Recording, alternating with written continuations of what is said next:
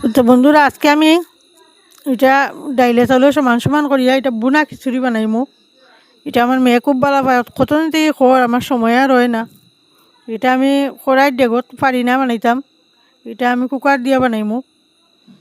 তেল তো গরম হয়েছে, শুকনো মরিচ দিলাম তেলও, তখন মরিচটা কি সুন্দর ভাজা হয়েছে।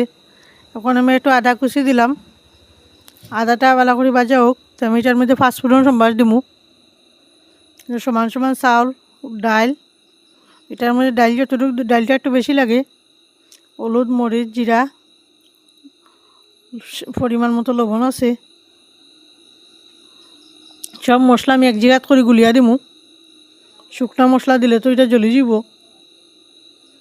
মশলাটা আমি এক বাটিত করে দিলাম সব। তখন জল দিয়া মশলাটা আমি গুলি নিলাম। দুইটা তিনটা কাঁচা লঙ্কাও দিমু। তো দেখো আমার এদিকে তো আদাটা ভাজা ভাজা হয়ে গেছে। এখন আমি পাঁচফোড়ন দিমু সম্বাসও। একদম কি সুন্দর আদা ভাজা হয়েছে। এখন আমি মশলাটাও দিলেইমু, দিয়ে একটু তেলও ভাজাভাজি করিলিমু। মশলার গন্ধটা যাইব গিয়া, নাইলে হলুদের একটা গন্ধ থাকে, জিরার একটা গন্ধ থাকে। মশলাটা আমি দিলেইলাম তেলের মধ্যে সম্বাস। এখন ডালটা ছাড়ি দিলাম, ডাল চাউল লবণ জল দিলেই মো আন্দাজ করি একবারে। দুইটা সিটি দিলেও হয়ে যাব,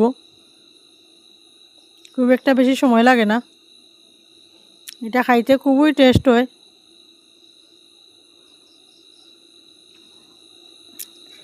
কাঁচামরিচও দিলেইলাম।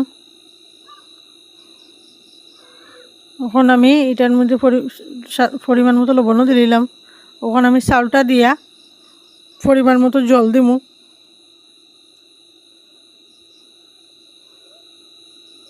মানে এটা দুইজনের বুঝিয়ে আমি চাউল দিছি। মানুষ যদি বেশি হয়, কেউ যদি খেরগুলো যদি 5-6জন থাকে, তো দুই খট্টা চাউল দেয়, বা 1.5 খট্টা চাউল দিলে 2 খট্টা ডাল দিতে লাগবে। ডালটা একটু বেশি লাগে, নাইলে এটা স্বাদ হয় না।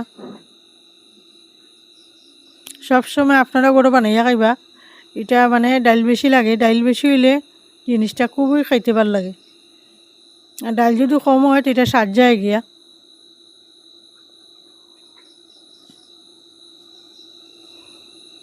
আমার তো হঠাৎ মনে হয়েছে, এটা আগে যে আমি মনে নাই, নাইলে মটর থাকলে মটর দিয়ে আলাদা তরকারি বানাইলে এটা আরও টেস্ট হয়। আমি পরিমাণ মতো জল দিলেইলাম।